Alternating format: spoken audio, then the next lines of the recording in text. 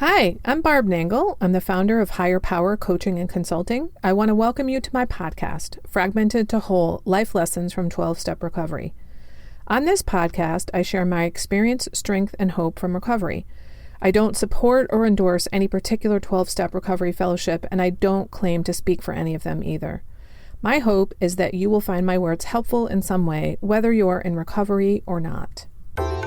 This is episode 105, How to Turn Your Life Around, From Obstacles to Detours. Obstacles. They're not there to block you. They're there to reroute you, to get you to your true path. Remember, the universe is for you, not against you. A few months ago, I was listening to a podcast where the host said, "Don't believe your obstacle thoughts. They're not true." This really resonated with me, but I wasn't sure why at first. So I took my glass crayon and wrote on the mirror of my bathroom, "Obstacle thoughts are not true." I'd look at it every day and think what it might mean. And one of the things I came up with is that when my brain starts to go into all the reasons why I can't have what I want, or I can't do what I want, or something like that, I now question whether those thoughts are actually true. I question those obstacle thoughts. This is part of the major overhaul of my thought life that's happened since I've been in recovery, and that I write and speak about on a regular basis. That is, just because I think something doesn't mean it's true. When I couple that understanding with something I learned from Brooke Castillo, it changes everything. She says, a belief is just a thought that you've thought over and over again to the point where you've decided it's true. It's not necessarily true, and you can change your beliefs by examining them and then changing your thoughts. As I continued to ponder the meaning of this saying about obstacle thoughts, another thing occurred to me. When actual obstacles have appeared in my life, I can now see by looking back over time that they weren't true obstacles. When I think back on all the things that felt like absolute disasters in my life, given the perspective of time, I can see that they weren't actually disasters, that they either turned into something fantastic or they led me to something fantastic. This is when I had the epiphany that obstacles are not actually obstacles, they're detours. They're rerouting us onto our actual path. Think about driving down the road and coming to a roadblock where there's a detour sign that says, go this way to get to your destination. The roadblock and the detour are there because there's something ahead that you or someone else might be hurt by, or there's going to be an extreme delay if you go that way. The detour is meant to take you on a different path. You can still get to your destination, but it's just by a different path and likely on a different timetable than originally planned. My experience is that the same is true with things that appear to be obstacles in our lives. Here's an example from 20 years ago.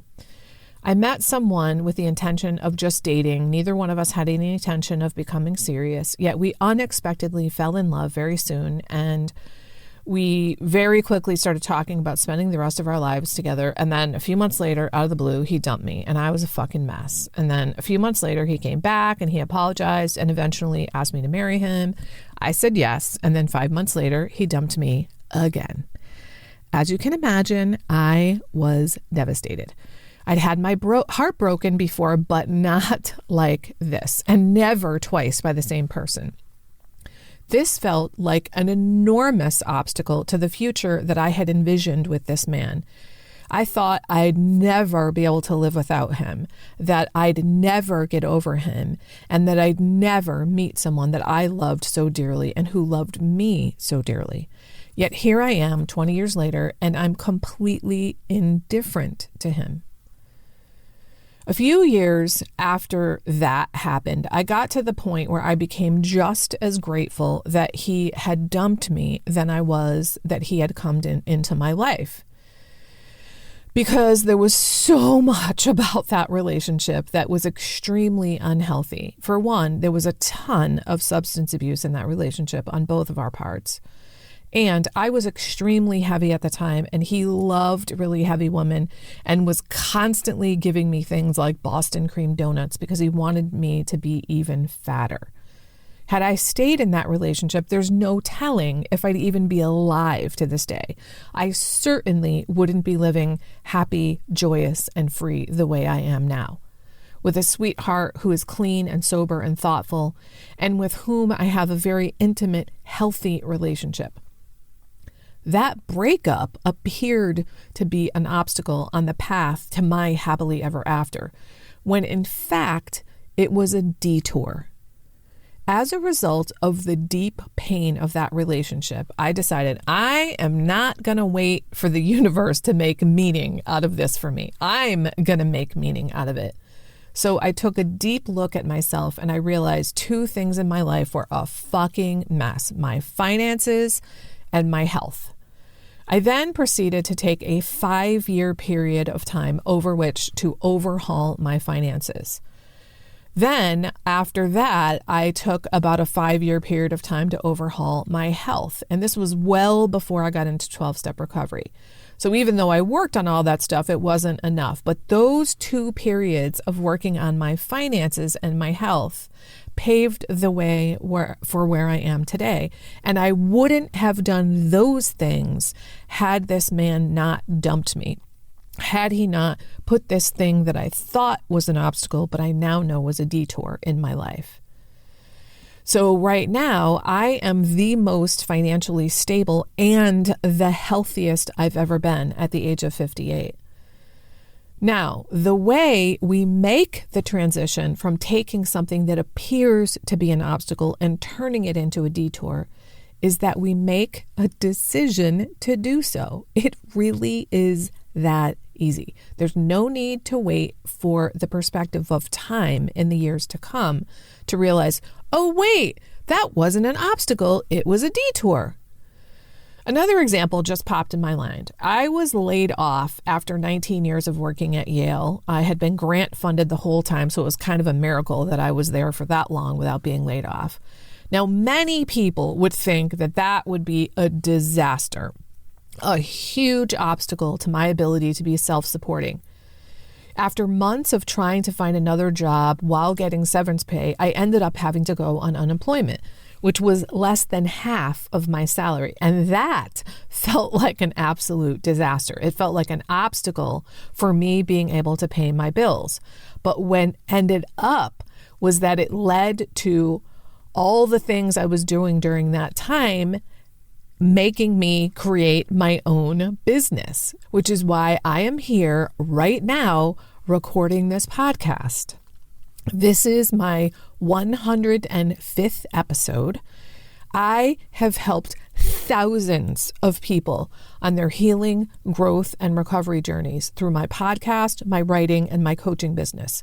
None of that would have happened had I not hit that obstacle of being laid off and the additional obstacle of not being able to find a job. Those seeming obstacles actually turned into detours. And that, my friends, is because the universe is for you, not against you. Remember that. Those things that appear to be obstacles, excuse me, are actually detours.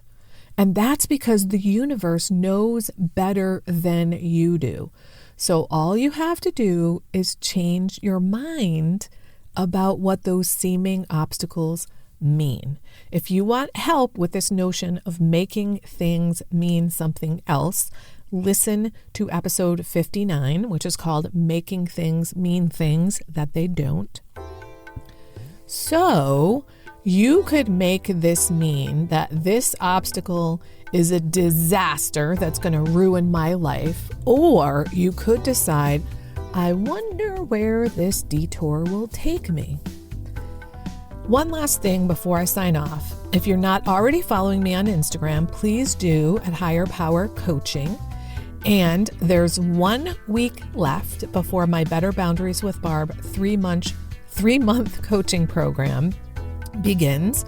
The curriculum is going to help you build your own boundary system step by step so you can let go of the guilt and shame you feel when setting boundaries, and so you can have a life of well-being that's guided by what you really want, not by what others want. You can check it out at higherpowercc.com/betterboundaries. I'm very selective about who gets in. In other words, I have a boundary about who's allowed to be in the group. I want to make sure that they're a good fit. So I do a 30-minute Better Boundaries call with everyone before accepting them into the group. And you can sign up for that on that page on my website. That's it for today, folks. Remember, it is never too late to recover. Healing is possible, and no one is beyond hope, including you. That's it for today. Please share this episode with anyone who might find it helpful. If you like what you've heard here, you might be interested in private coaching with me. If that sounds like you, then head on over to barbchat.net, or you can get on my calendar for a free 20-minute consultation to help you make lasting changes in your life, like I've made deep, lasting changes in my life. My ideal client is someone who is ripe for change, but I'll coach anyone who wants to be happy, joyous, and free. So if that's you, then go to barbchat.net and get on my calendar. I'd love to chat with you. Please like and subscribe to this podcast on your favorite podcast outlet. This helps other people find me. Thanks for listening.